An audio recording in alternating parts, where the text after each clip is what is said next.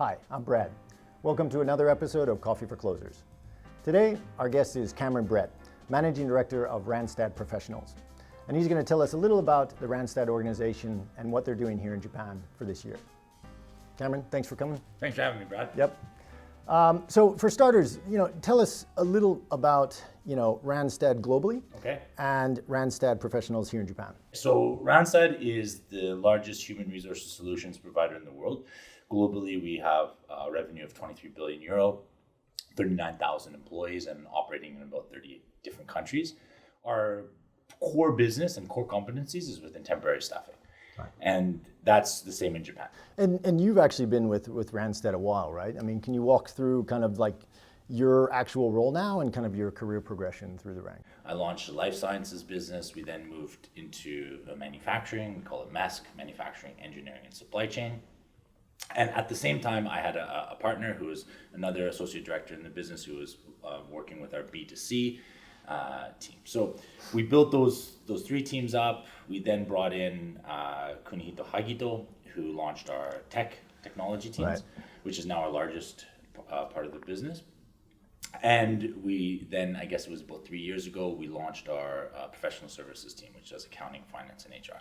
So we now operate in 4 industry verticals. Okay. The manufacturing, life sciences, B2C, and tech. And then we have a functional team that goes across those 4 verticals that does accounting, finance, and HR. When I started, the smallest we were was actually 5 people. Wow. We've grown that to be 95 people within search and selection, which is the mid to executive level part of the business. In total, in permanent recruitment, we have about 175, 180 people. Wow. Okay. And that's over the past 6 years. So it's been a pretty dynamic. That's huge. Yeah. I mean, talking about growth, there's a lot of things changing in the markets right now. Companies are obviously growing and getting bigger. I mean, for you, what was the biggest challenge about growing from 5 to now close to 200 or over 200? Culture, for me, is the most important key success factor for any business, especially in recruitment, because recruitment is such a people-oriented and people-driven business. Right. And one of the mistakes I made in the early days was that I didn't focus on building the culture. I just focused on hiring, delivering short-term results, and my focus was really on activity. Right. Now, of course, activity is important, and metrics and being data-driven is important, but if you focus too much purely on the activity and having everybody doing the same KPIs and the same targets, and that's all you're talking about, you lose the opportunity for people to express themselves in a creative way and also to bring themselves to work. So we stopped hiring for about 6 months. And as a leadership team, we really spent a lot of time defining what our culture was. And we came up with an idea, a concept that we actually borrowed, that was what we called ROW. And it stands for the results-oriented work environment. Okay. So within ROW, there's 3 core principles that we really focus on. One of them is autonomy. We give people the autonomy to make their own decisions. Yep. This doesn't mean that we're not data-driven. Everybody has a weekly plan of action, a monthly plan of action, a quarterly plan of action that's based on activity targets, but they set those targets themselves. And so we don't have blanket KPIs for the entire organization. Right. People have autonomy. Other part of that is flexible working hours. So a lot of companies have flex time. We simply don't have working hours. Right. You can come and you can leave when you want. You make your own working hours. The second part of the culture is mastery. People need to be in constant pursuit of excellence. So what we did yesterday isn't good enough today. And when you have the entire organization that has that ambition or drive to get better, to succeed, plus the autonomy to make their own decisions on how to make it happen, you begin to get a very energetic and engaged workforce. Now, the third part of it is purpose. Yep. We want people to bring their own personal why to work. So managers need to spend time talking to the consultants on their team about, why are you here? What motivates you? What drives you?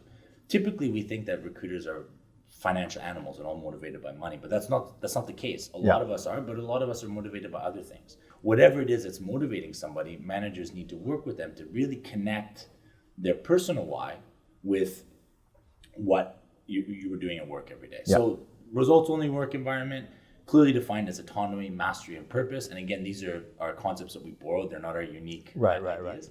But we implemented that in 2017. And what we saw is we nearly doubled the revenue from 2017 to 2018 with the same number of people, and attrition went down to less than 10%. Right. And we realized we're onto something. So if you ask me, what's the strategy at Randstad? Our strategy is people. Yeah. And the differentiator is culture. Yeah. And so really that's what we've gone with. And by having a very clearly defined culture, talking about it a lot and continuing to engage people in the process of developing that culture, we've been able to grow, but still maintain that culture. Can you tell us a little about the structure here at Randstad and what you offer to people coming on board? Sure. So we have consultant and senior consultants. They have slightly different commission structures. Yep. A consultant's minimum commission rate is 25% and the maximum is 40%. A senior consultant's minimum is 35% and maximum is 50%. The commission rate fluctuates based on the previous quarter's performance. Right. So you can either go up or down by 2.5% on a quarterly basis. Right. It is similar to a draw system, whereas it's your billings times the commission rate minus your quarterly salary. Yeah. However, it's what we call a forgiving draw. So it means you go back to zero at the start of every quarter. Right. So you don't carry forward any draw into the next quarter. Right. So it's just actually for the calculation within that quarter. And then the other thing which is interesting as well is our senior consultants actually select their own target, and there's a base salary that corresponds to that target. So if you want to take a higher base salary, there's a corresponding target that goes with that. You have to reach that. Yeah, if you want to take the lower target, you take the lower base salary, because at the end of the day, because of the way the commissions are calculated, it's just purely based on how much you bill anyway. So if you want the security of the higher base, you can have it, but not necessarily. Yeah. Well, I mean, I still like the draw aspect of it, right? Because I think recruiting, and a lot of people, and correct me if I'm wrong, like a lot of new people coming into the industry, like they don't understand the P&L concept. Right. But you really do have to understand a P&L concept if you're going to get into recruiting with commission structures and even with a draw system. Yeah. I'm really glad you brought that point up about the P&L, because speaking from my own experience, it wasn't until I had been working in this industry for probably 8, maybe 10 years before I even saw a P&L. And I really thought about that over the past couple of years, and why is that? And I think it comes down to this idea of trust, that recruitment companies often don't trust their employees enough to show them what's happening in the business. So in the first week of onboarding, we do an hour and a half of accounting and finance training. We take every consultant, we take every new grad through the principles of recruitment, how we recognize revenue, what our cost structure is, how we pay incentives, and then we actually go through the previous month's P&L and we white out certain parts of it, and then we get them to calculate it. Right. And then we actually then break it down so they can see the impact that they're having on that P&L, if they overachieve or if they underachieve. Is there any final comments that you have? At Randstad Professionals, our vision is to be the most loved recruitment company in Japan. Okay. And in order to do that, we put the success and happiness of our employees at the heart of everything we do. So we truly believe that engaged, motivated employees are the key of our success. But in order for us to be successful, they have to give great service. And so one thing that we're doing this year, which is I'm really excited about, is we have a number of initiatives where we're actually taking a more scientific approach to the customer experience and the customer journey. We have a lot of support from our global team on how we're going to map out the customer journey, how we're going to define what actually drives satisfaction within the customer journey, and then focus on specific actions that we can take within that process to really make our customers and candidates love working with Randstad. And so for me, if people could walk away from this interview who are listening with two things, is that Randstad cares passionately about our people and about our customers. That's great. Well, Cameron, thanks again for your time today. Thank you. For anyone interested in the Randstad story or just having a chat with Cameron, please reach out to Cameron directly or myself. And again, thanks for watching. Stay tuned for more great content from Coffee for Closers. I'm Brad. This is Cameron. See you next time.